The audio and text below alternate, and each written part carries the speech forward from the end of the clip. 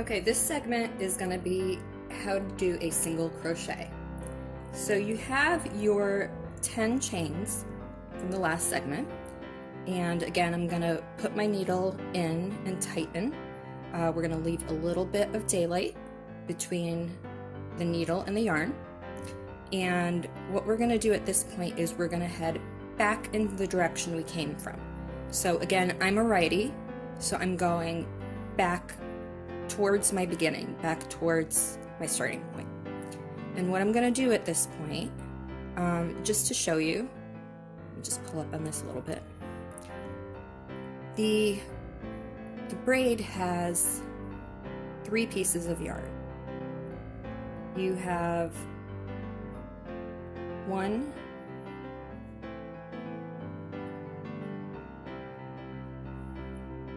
2, and 3. That makes up a chain. So now I'm gonna again put my needle in the hole, and I'm gonna head back towards the direction I came from. So if I'm looking at it from this point of view, from the side, I'm going to put my hook in from my side outward towards the working yarn, and I'm going to have 1 piece of yarn on the bottom and 2 pieces of yarn on top. So again, I aim for the bottom, which will give me 1 piece of yarn on the bottom and 2 pieces of yarn on top. Then I'm going to pull my working yarn through the hole, giving me 2 pieces of yarn on my hook, and I am gonna pull that working yarn through the remaining 2 pieces, and that is a single.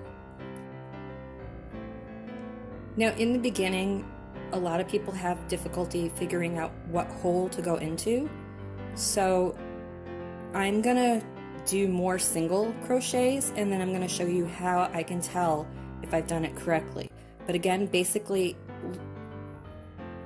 what you came out of is what you just did. This is the single that we've just done, and I'm gonna go to my next hole, which is here.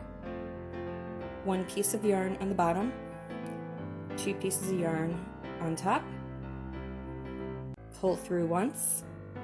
There's gonna be 2 loops on my hook, and pull through a second time, and that is a single. Now I'm gonna go all the way to the end, and I'll meet you back here once I've gotten to the end. Okay, so I've done my single crochets all the way to the end, and again, this looks nice and flat and even from the side, but the way that I can really tell is if I turn it and look at it from a top view, I'll see those chains being nice and even and not twisted. Now, if you don't feel you've counted right as far as going in the right hole, remember that first chain we did, which is the foundation, we did a total of 10 chains. When we turned around, that 10th chain was essentially your turning chain, and I'll explain what I mean in a second. So, that 10th chain being your turning chain would mean that you should have 9 chains here. So if you look at it closely, 1, 2, 3, 4, 5, 6, 7, 8, and 9. So now you have 9 chains.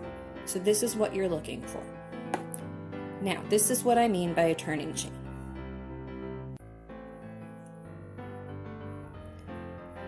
When you build up to the next row, you want to add a chain, because if you don't, what's going to happen is your piece will pull in, and you don't want it to pull in, you want it to stay nice and straight and even.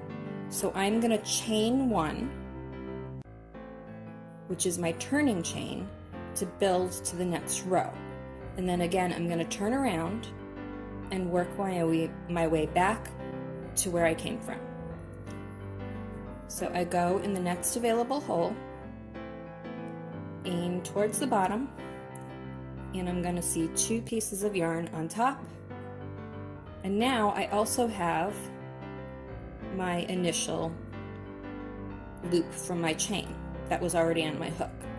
So a single, you're gonna pull through once, you have 2 pieces of yarn on your hook, pull through again. I'm gonna find my next available hole underneath that little V where I have 2 pieces of yarn on top, pull through once, I have 2 pieces of yarn on my needle, and pull through a second time, and that is a single. Once I go to the end, I'm going to do a chain up, which is my turning chain, to build to the next row. Now, if you were working on a piece where, let's say you had a double, you would do 2 for the double plus 1 turning chain. So at the end of the row, you would make 3 chains if you were working on a piece where you weren't doing a single, where you had a double. To give you an idea of what it looks like doing a turning chain, 1 up on each side, it looks like a nice square. To show you what it would look like if I didn't do the 1 up turning chain to build to the next level, this is what it would look like. So it almost looks like you're dropping the stitch and it's pulling inward. It's not giving you a nice square shape, which is what you're looking for. So you always want to do that turning chain at the end of the row to have a nice square piece.